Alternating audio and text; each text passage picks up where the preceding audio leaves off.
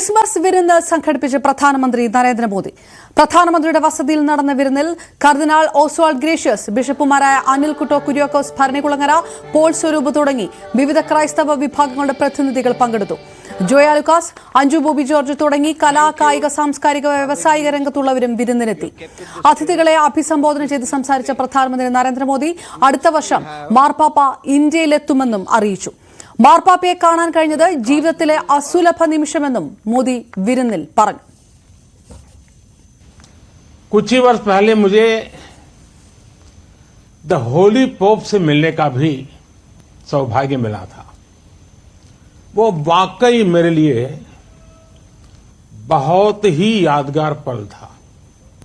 साथियों, क्रिसमस के इस अवसर पर मैं देश के लिए, क्रिश्चियन कम्युनिटी के लिए एक बात जरूर योगदान करूंगा कि आपके योगदान को भारत गर्व से स्वीकार करता है.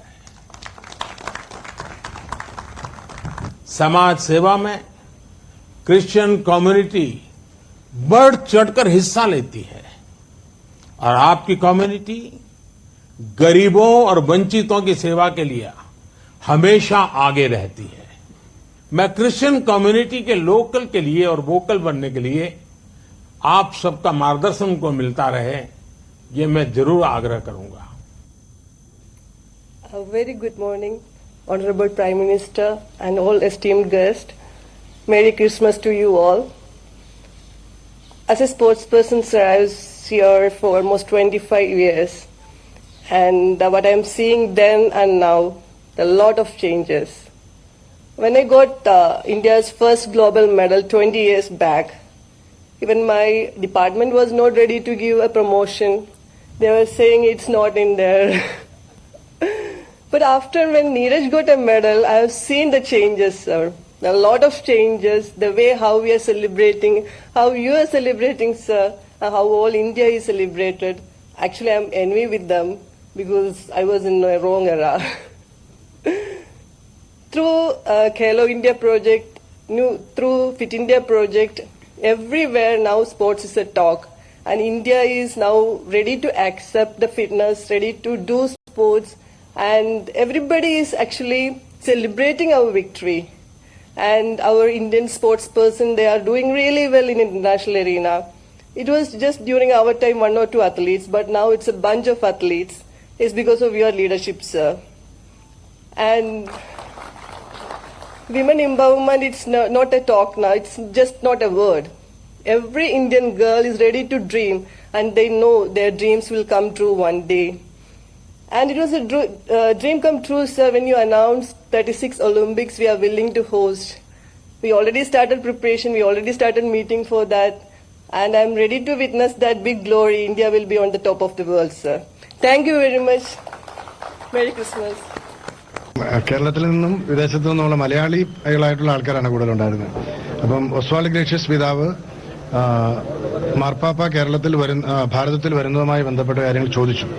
അദ്ദേഹം പറഞ്ഞു second part of 2024 or the first part of 25 തീർച്ചയായിട്ടും മാർപ്പാപ്പയെ ഭാരതത്തിലേക്ക് ക്ഷണിച്ചിട്ടുണ്ട്, തീർച്ചയായിട്ടും വരും എന്ന രീതിയിൽ വളരെ പോസിറ്റീവായിട്ടാണ് സംസാരിച്ചത്. അദ്ദേഹം ഒരു ഉറപ്പ് പറയുക തന്നെയാണ് ചെയ്തതെന്നാണ് ഞാൻ മനസ്സിലാക്കുന്നത്. ആ രീതിയിലാണ് സംസാരിച്ചത്. വളരെ പ്രതീക്ഷയോടുകൂടിയാണ് കാണുന്നത്. ഒരു പുതിയ സമീപനത്തിനും ഒരു പുതിയ ബന്ധത്തിനും ഇത് കാരണമാകുമെന്ന് ഞാൻ പ്രതീക്ഷിക്കുന്നു. രാഷ്ട്രീയ വിഷയങ്ങളൊന്നും ചർച്ചയായിട്ടില്ല. ഒരു രാഷ്ട്രീയ വിഷയവും ചർച്ചാ വിഷയമായില്ല. എന്നാൽ വ്യക്തിബന്ധങ്ങള് സമൂഹവുമായിട്ടുള്ളതായ ബന്ധത്തിന് കൂടുതൽ ആക്കം നൽകുന്ന ഒരു ഈവന്റ് ആയിരുന്നു ഇത്. അങ്ങനെ പ്രത്യേകമായിട്ടുള്ളൊരു പ്രഖ്യാപനമൊന്നും നടത്തിയില്ല. എന്നാൽ പൊതുവെ വളരെ സ്നേഹനിർഭരമായ ഒരു അന്തരീക്ഷമാണ് ഈ മീറ്റിംഗില് ഉടനീളം ഉണ്ടായിരുന്നത്. കൂടിക്കാഴ്ചകൾ തുടരുമെന്ന് സ്വാഭാവികമായിട്ടും നമുക്ക് പ്രതീക്ഷിക്കാവുന്നതാണ്. അതിനിടെ ബിജെപി ദേശീയ അധ്യക്ഷൻ J P Nadda Delhi sacred heart കത്തീഡ്രലിലെത്തി മതമേലധ്യക്ഷന്മാരെ കണ്ടു. വിവരങ്ങളുമായി എം ജി മിഥുൻ നാഷണൽ ഡെസ്കിൽ നിന്ന് ചേരുന്നു. മിഥുൻ, ഏത് രീതിയിലുള്ള പങ്കാളിത്തമാണ് ക്രൈസ്തവ വിഭാഗങ്ങളിൽ നിന്ന് മതമേലധ്യക്ഷന്മാരുടെ ഭാഗത്തു നിന്ന് പ്രധാനമന്ത്രി സംഘടിപ്പിച്ച വിരുന്നിൽ ഉറപ്പാക്കാൻ കഴിഞ്ഞത്? രാഷ്ട്രീയം ചർച്ചയായില്ല എന്ന് പറയുമ്പോഴും കൂടുതൽ ശക്തമായിട്ടുള്ള ഒരു നിലപാടിലേക്ക്, മതന്യൂനപക്ഷങ്ങളെ ചേർത്ത് നിർത്തിയുള്ള ഒരു നിലപാടിലേക്ക് കടക്കുകയാണ് സർക്കാർ എന്ന് ഉറപ്പാക്കാൻ ഉള്ള ശ്രമം BJPയുടെ ഭാഗത്തു നിന്നുണ്ടായിരിക്കുന്നു. അത് ഏത് രീതിയിലുള്ള പ്രതികരണമാണ് ക്രൈസ്തവ വിഭാഗങ്ങളുടെ ഭാഗത്തു നിന്നുണ്ടായിരിക്കുന്നത്? അപർണ, ഈ ഒരു വിരുന്നിലൂടെ ലക്ഷ്യം വെച്ചിരുന്നത് 3 പ്രധാനപ്പെട്ട കാര്യങ്ങളാണ്. ഒന്ന്, ലോക്സഭാ തെരഞ്ഞെടുപ്പ് മുന്നിൽ കണ്ടുകൊണ്ടാണ് ഇത്തരത്തിലുള്ള ഒരു നിർണായക നീക്കം നടത്തിയിരിക്കുന്നത്. കൂടാതെ തന്നെ ഈ മണിപ്പൂർ കലാപത്തിലൂടെ ക്രൈസ്തവ സമുദായത്തിലുണ്ടായിട്ടുള്ള മുറമുടക്കാൻ കൂടി ഈ ഒരു മോദിയുടെ ശ്രമം, അതിന്റെ ഭാഗമായി തന്നെയാണ് ഇത്തരത്തിലുള്ള വിരുന്ന് നടത്തിയത്. മറ്റൊരു പ്രധാനപ്പെട്ട കാര്യം, അതായത് ക്രൈസ്തവ സമൂഹങ്ങളെ ഉൾപ്പെടെയുള്ളവരെ ഈ വരാൻ പോകുന്ന ലോക്സഭാ തെരഞ്ഞെടുപ്പിൽ ഒപ്പം നിർത്തുക എന്ന ലക്ഷ്യം ഇതിന് പിന്നിലുണ്ട്. അതുകൊണ്ട് തന്നെയാണ് ആദ്യമായാണ് ഇത്തരത്തിലുള്ള ഒരു ക്രിസ്മസ് വിരുന്ന് പ്രധാനമന്ത്രിയുടെ വസതിയിൽ വെച്ച് നടക്കുകയും ചെയ്യുന്നത്. അതിന് വലിയ രാഷ്ട്രീയ പ്രാധാന്യം ഉണ്ട് താനും. പക്ഷേ ഇക്കാര്യങ്ങളൊക്കെ ചർച്ചയായില്ല. അതായത് മണിപ്പൂർ അടക്കമുള്ള വിഷയങ്ങൾ ചർച്ചയായിട്ടില്ല എന്ന് തന്നെയാണ് പിന്നീട് ഈ ചർച്ചയ്ക്ക്, അതായത് ഈ ഒരു വിരുന്നിന് ശേഷം പുറത്തു വന്ന അഞ്ജു ബോബി ജോർജ് ഉൾപ്പെടെയുള്ള പിന്നീടുള്ള സഭാ മേലധ്യക്ഷന്മാരെല്ലാം തന്നെ വ്യക്തമാക്കുകയും ചെയ്തു. പക്ഷേ കൃത്യമായ രാഷ്ട്രീയ മാനം വെച്ചുകൊണ്ട് തന്നെയാണ് ഇത്തരത്തിലൊരു വിരുന്ന് സംഘടിപ്പിക്കാൻ പ്രധാനമന്ത്രിയും കേന്ദ്ര സർക്കാരും തീരുമാനിച്ചത് എന്നുള്ള കാര്യത്തിൽ സംശയമില്ല. എന്തായാലും അത് ഒരു തരത്തിൽ വിജയം കണ്ടിട്ടുണ്ട് എന്ന് തന്നെയാണ് നമുക്ക് മനസ്സിലാക്കാൻ സാധിക്കുന്നത്. അത്തരത്തിലുള്ള ഒരു പ്രതികരണം തന്നെയാണ് സഭാ മേലധ്യക്ഷന്മാരുടെ ഭാഗത്തുനിന്ന് കണ്ടത്. അതിൽ പ്രധാനമായും എടുത്തു പറയേണ്ടത് കേരളം, ഒപ്പം തന്നെ വടക്ക് കിഴക്കൻ സംസ്ഥാനങ്ങളിലുള്ള സഭാ മേലധ്യക്ഷന്മാരും, ഒപ്പം തന്നെ അതിൽ ആ മേഖലകളിലുള്ള പ്രധാനപ്പെട്ട വ്യവസായ രംഗത്ത് നിന്നായോ അല്ലെങ്കിൽ വിവിധ മേഖലകളിൽ നിന്നായിട്ടുള്ള പ്രമുഖരെയാണ് അതിൽ പങ്കെടുപ്പിക്കുകയും ചെയ്തത്. അത്തരത്തിൽ 60ഓളം പേരാണ് ഈ ഒരു വിരുന്നിൽ പങ്കെടുക്കുകയും ചെയ്തത്. അതിൽ ഈ ഒരു ക്രിസ്ത്യൻ സമൂഹത്തെ ഒപ്പം നിർത്തുന്നതിന് വേണ്ടി BJP കേരളത്തിൽ തന്നെ സംസ്ഥാനത്തിലുടനീളം സ്നേഹയാത്ര അടക്കമുള്ളവ നടത്തുന്ന ഒരു വേളയിൽ കൂടിയാണ് ഈ ഒരു നിർണായക വിരുന്നൊരുക്കിയതെന്നുള്ളതാണ് ഏറ്റവും ശ്രദ്ധേയമായ കാര്യം. മറ്റൊരു പ്രധാനപ്പെട്ട കാര്യം, ഡൽഹിയിലെ കത്തീഡ്രൽ ചർച്ചിൽ JP നദ്ദ സന്ദർശനം നടത്തിയത് ഈ ഒരു